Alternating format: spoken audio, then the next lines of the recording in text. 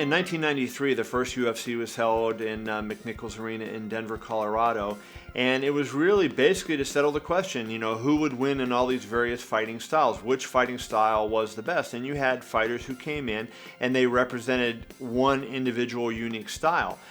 Royce Gracie represented the Brazilian Jiu-Jitsu, and people looked at him and they thought, how can this guy possibly compete with some of these athletes we have in this? He was a 175-pounder, he was skinny, but he understood jiu-jitsu, he knew things that they had never seen before, and he won the first UFC. There were no weight classes, so you see guys with ponytails just getting banged on, and you see guys getting punched in the throat and kicked in the groin, and you see really no rules. It's basically a barroom brawl, the equivalent of basically the movie Fight Club. I mean, we were the biggest thing there was on pay-per-view. We were doing 300,000 buys when there were 20 million homes.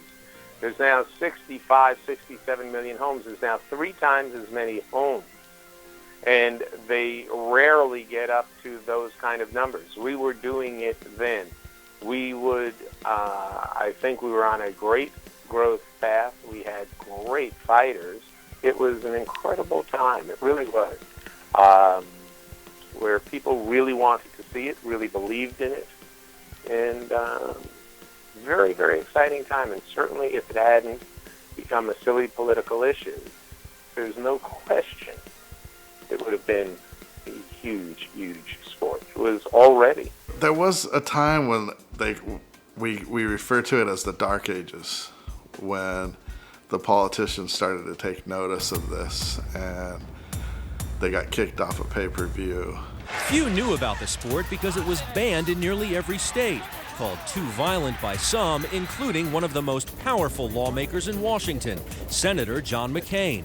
I think it's an incredibly brutal spectacle that is on the level of a cockfight, only we're using human beings. But the hardcore fans, and there are a lot of them, they kept the sport alive on the internet during the dark period, and 96 and 97, when there was no cable television, no Spike TV, no nothing. The internet really was the reason that mixed martial arts survived. UFC was, an inch from dying. Because we had been banned from cable for absolutely no reason, and please feel free to check. There was never anything that happened, but we had this political problem, and we were losing quite a bit of money, and I was just financing it all out of my pocket.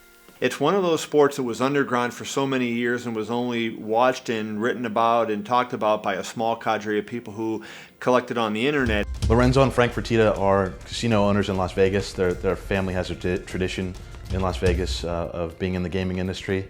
I think they own the station properties, which are local Las Vegas casinos. They cater to the Las Vegas audience. They have a lot of money.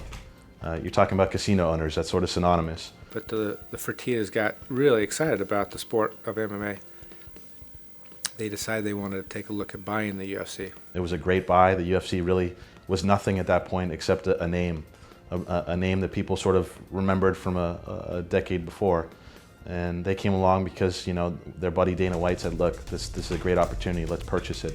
Zuffa LLC had bought the UFC in early 2001, around UFC 30, and they spent the next 3 to 4 years pumping money into it, trying ad campaigns in big magazines, trying to get celebrities to come in. They were doing everything they could, and they were trying to get live fights onto any sports channel or specialty channel that they could, and they couldn't get it on. Zuffa was the company that was created by the Fertittas and Dana White upon purchasing the UFC. It's basically the promotional company that handles all their mixed martial arts business. At that time, Lorenzo was part of the boxing commission in the state of Nevada. A very respected commissioner, knew the sport, knew boxing.